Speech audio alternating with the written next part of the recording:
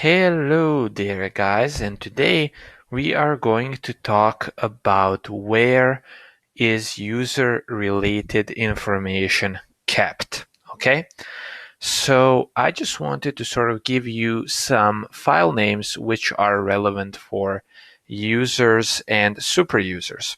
So user information is kept in /etc/passwd, passwd, and superuser information is kept in etc sudoers. Okay, sudoers. Okay, so etc password, which is the first file we are seeing here, is used to keep user information. Now, more specifically, it maps users to their IDs. It also stores the home directory of those users. Encrypted user passwords are stored in /etc shadow. Okay, so in this file, in this shadow file, we actually store encrypted user passwords.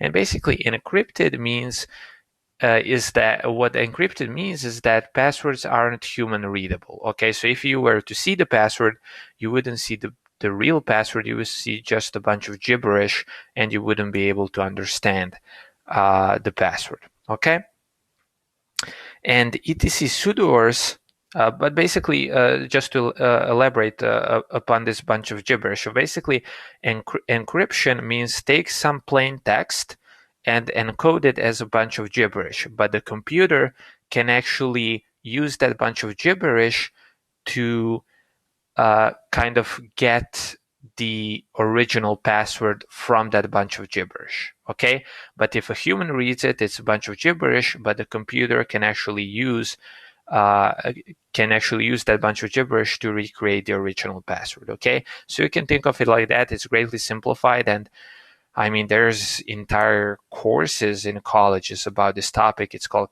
cryptography, and there's a lot to say on that. But yeah, just think of it like that for this purposes. And basically, etc sudoers is the file containing users that can use the sudo command. Okay, so all of the users that can use the sudo command are contained in this file.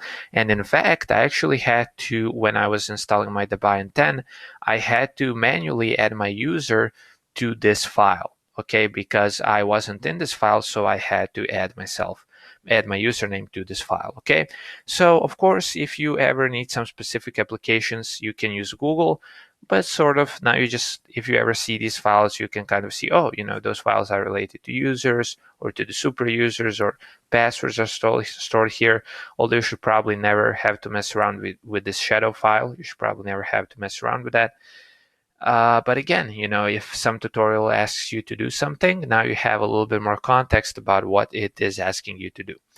Okay, so thank you guys for watching. I hope I will see you in the next tutorial. And yeah, that's pretty much it. Talk soon.